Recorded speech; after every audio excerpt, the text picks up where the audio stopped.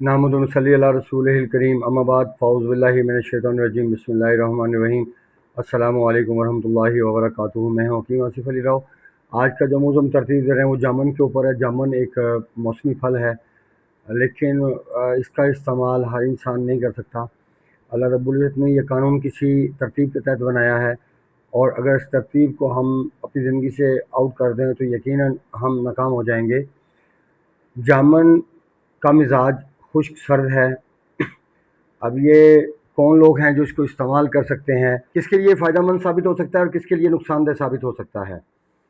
अब इसके मिजाज को हम जानने की कोशिश करते हैं। इसका मिजाज खुश्क सर्द है क्योंकि इसका ताल्लुक इंसान के मस्कुलर सिस्टम के साथ है और इनडायरेक्ट इंसान के नर्वस सिस्टम के साथ है, यानी इसका मिजाज खुश्क सर्द है। अगर बात करें तो जामुन जिगर में तस्कीन पैदा करता है और दिमाग में तहलील पैदा करता है। अब इससे क्या साबित होता है? इससे साबित ये होता है कि मस्कुलर सिस्टम पे जब प्रेशर की ज़रूरत हो तब हम जामुन का इस्तेमाल करेंगे। अगर मस्कुलर सिस्टम पे प्रेशर की ज़रूरत नहीं है, और मस्कुलर सिस्टम पे प्रेशर कैसे हम जानेंगे कि उसके ऊपर दबाव की ज़रूरत है, उसके ऊपर प्रेशर की ज़रूरत है, उसको पावर देने की ज़रूरत है। याद रखें कि जब रतूबात बढ़ जाती हैं उस सूरत में भी जामुन का इस्तेमाल किया जा सकता है।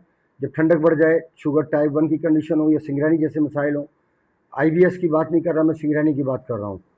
और यहाँ पे जब या तो जिस्म के अंदर गर्मी का अंसर ज़्यादा हो, जैसे पीला यरकान हो जाता है। ओरिजिनल पीला यरकान, एक आर्टिफिशियल पीला यरकान होता है जो हरारत गरीबा से पैदा होता है।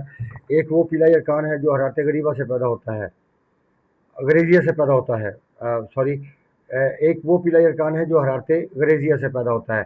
अब हरारत गरेजिया से जो पीला यरकान पैदा होगा उसमें जामुन का इस्तेमाल यकीनन किया जा सकता है, लेकिन अगर हरारत गरीबा से पीला यरकान पैदा होगा तो जामुन का इस्तेमाल नहीं किया जा सकता।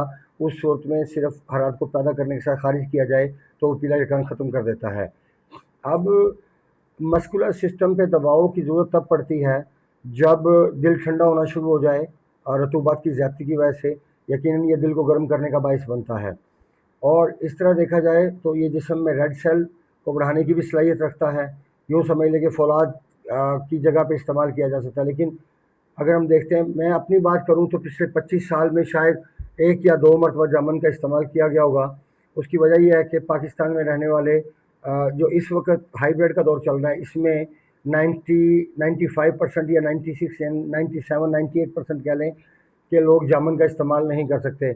अब अल्लाह रब्बुल इज़्ज़त ने ये पैदा किया, यकीनन पैदा किया, किसी मकसद से पैदा किया, लेकिन अब जो वक़्त क़यामत के करीब तर है, जहाँ हम क़यामत कुबरा के करीब खड़े हैं, यहाँ पे जामुन का इस्तेमाल यकीनन अब हमारे लिए सूटेबल नहीं।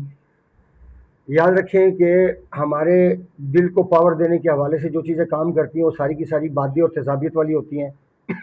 आपने कभी गौर किया हो कि जब आप जामुन को खाते हैं तो आपका मुंह ड्राई हो जाता है, मुंह में खिंचाव पैदा होना शुरू हो जाता है, कसीला, और जैसे जैसे कोई चीज़ पकड़ती है, ये कैफियत होती है। आप स्पेशली कच्चे जामुन को इस्तेमाल करें तो उसके अंदर ये कैफियत ज़्यादा पाई जाएगी। अब यहाँ पे अगर हम जिगर को स्लो करना चाहते हैं तब भी जामुन का इस्तेमाल किया जा सकता है, और अगर रतूबात को कम करना चाहते हैं, क्योंकि ड्राई करता है पानी को इंसान की बॉडी के। अब शुगर टाइप 1 के मरीज़ से आप अंदाज़ा लगा लें कि अक्सर लोग जो शुगर के पेशेंट होते थे वो जामुन की गठलियाँ पीस के पाउडर बना के इस्तेमाल करते थे, जामुन का वाफर मकदार में इस्तेमाल करते थे, जो शुगर के लिए बेहद फ़ायदेमंद साबित होता था। लेकिन अगर आप बात करते हैं प्री डायबिटीज़ की, शुगर टाइप 2 की, जो ज़बरदस्त मेदी कहा जाता है, जो मैदे की डिस्टर्ब होने से पैदा होती है, जहाँ पे गैसेस के मसाइल होते हैं, वहाँ पे इसका इस्तेमाल ममनू है।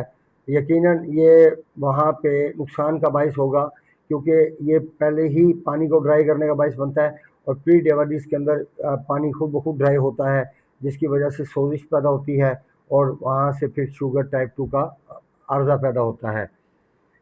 अब याद रखें कि हम जामुन का इस्तेमाल सिर्फ उसी सूरत में करेंगे जिस सूरत में हमारे जिस्म के अंदर खुश्की की ज़रूरत होगी या तेज़ाबियत की ज़रूरत होगी, क्योंकि तेज़ाबियत भी एक हद तक हमारे बॉडी की नीड है। अगर हम तेज़ाबियत का इस्तेमाल नहीं करेंगे यकीनन, तो भूख का जो बैलेंस होना ये मुमकिन नहीं होगा, और अगर भूख लगेगी तो हाजमे हाजमे का निज़ाम डिस्टर्ब होगा, اب یہاں سے کیا ثابت ہوتا ہے کہ بیک وقت یہ دل دماغ جگر تینوں کے لیے فائدہ مند ثابت ہو سکتا ہے، لیکن کس صورت میں؟ جس صورت میں انسان کے جسم میں رطوبات بڑھ جاتی ہیں اور انسان کے مسکولر سسٹم پہ دباؤ کی ضرورت پڑتی ہے۔ جب آپ مسکولر سسٹم کے پریشر کو بڑھاتے ہیں تو یہ پھر جگر میں تسکین پیدا کر دیتا ہے اور دماغ میں تحلیل پیدا کرتا ہے۔ اس صورت میں کہ جب دماغ میں تحریک ہو اور دل پر تسکین ہو، اس صورت میں دل کی تسکین کو تحریک میں کنورٹ کرتا ہے، اور دل کی تحریک جب اپنے پورے جوبن پہ پہنچتی ہے تو جگر کی تسکین کی حالت ہوتی ہے۔ ایسی صورت میں ایک مخصوص حد تک جامن کا استعمال کروایا جا سکتا ہے جب تک کہ پیشاب کنٹرول نہ ہو جائے یا رطوبات کی کمی نہ ہو جائے۔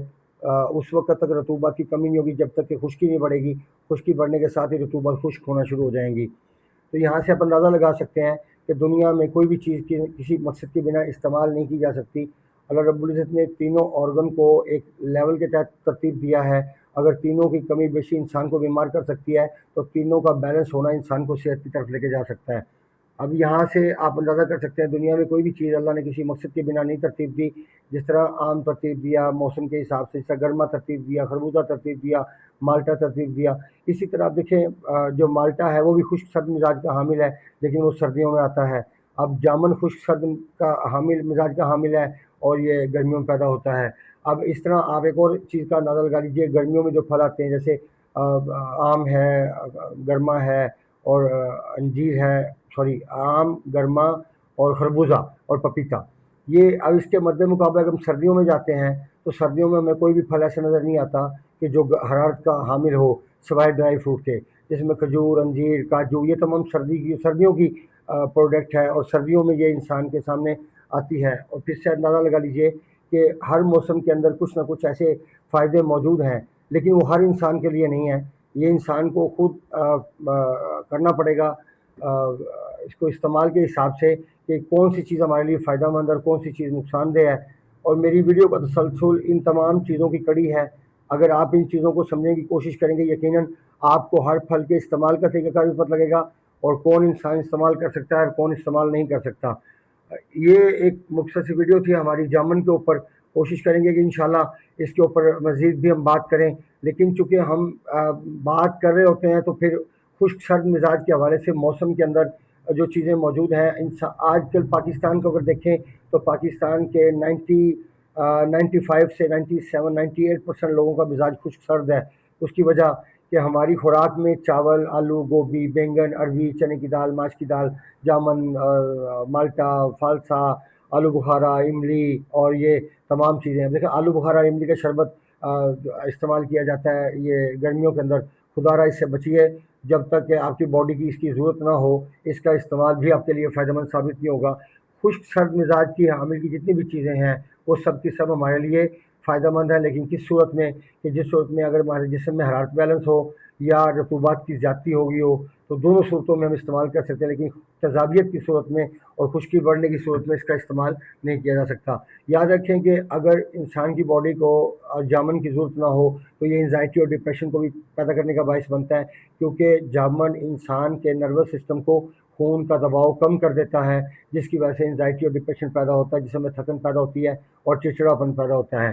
یہاں پہ اکثر لوگ ایک بات کہتے ہیں کہ دنیا میں ہر چیز اللہ تعالیٰ نے کسی مقصد کے لیے بنائی، کھانے پینے کے لیے بنائی ہے تو کھاؤ پیو اور موج کرو، حالانکہ ایسا بالکل نہیں ہے۔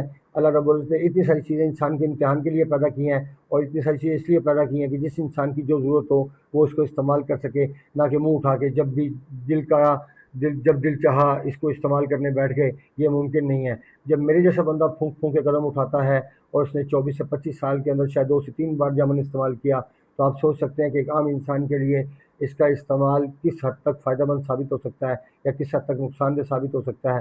ملتے ہیں انشاءاللہ مزید انفارمیٹیو ویڈیو کے ساتھ۔ اپنے دوستوں کا بہت سارا خیال رکھیے گا۔ وما علینا الا البلاغ المبین۔